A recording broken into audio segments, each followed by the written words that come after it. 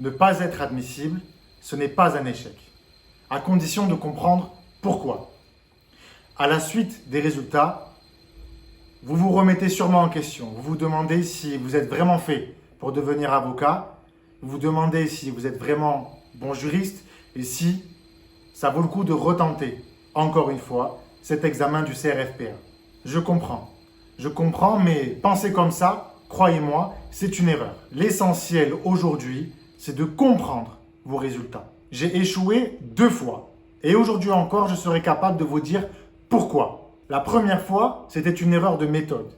Et la deuxième fois, je me mentais à moi-même en me convainquant que rester à la maison toute la journée à faire semblant de travailler, c'était travailler, alors qu'en réalité, je procrastinais et que je refusais de m'accorder le repos qu'il m'était nécessaire pour recommencer à travailler efficacement. À chaque fois, au lendemain des résultats, j'ai douté de moi. Et c'est tout à fait normal sous le coup de l'émotion ou de certaines paroles parfois maladroites de votre entourage. Mais avant de vous remettre en question, il est primordial de comprendre ce résultat. Ne faites pas l'erreur de remettre la faute sur les autres, que ce soit votre entourage, votre IEJ ou votre prépa.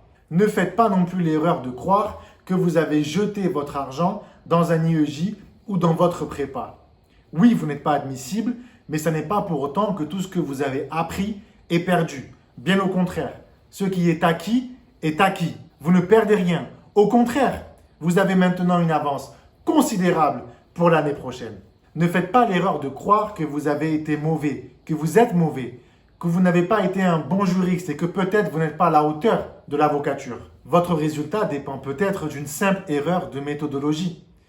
C'était mon cas. Il m'a fallu attendre ma 3e tentative au mois d'août pour comprendre que ce qui me faisait défaut jusqu'alors était surtout une erreur de méthodologie et que plutôt que d'envisager toutes les solutions possibles, il valait mieux aller vers la solution la plus pertinente, expliquer en quoi elle était la plus pertinente, de manière à être le plus clair et concis dans ma copie. Et c'est cette différence, comprise tardivement finalement, qui m'a fait passer de sous la moyenne à largement au-dessus de la moyenne lors de mes galops d'essai. Acceptez l'échec. Ne le prenez pas comme étant un échec personnel. Posez-vous les bonnes questions. Est-ce que vous avez travaillé correctement? Est-ce que vous pensez avoir des problèmes sur le fond ou sur la méthode? Est-ce que vous avez manqué de temps dans votre préparation? Auquel cas, êtes-vous prêt à accorder ce temps dans votre prochaine préparation? Faites face. N'ayez pas honte de prendre tous les paramètres en compte. Osez une véritable remise en question et ça n'est qu'à cette condition-là que votre résultat d'aujourd'hui sera fructueux pour demain. Votre résultat n'est un échec que si vous n'en tirez pas de leçon, que si vous refusez cette analyse objective de votre tentative. Croyez en vous. Vous êtes la seule personne capable de répondre à cette question.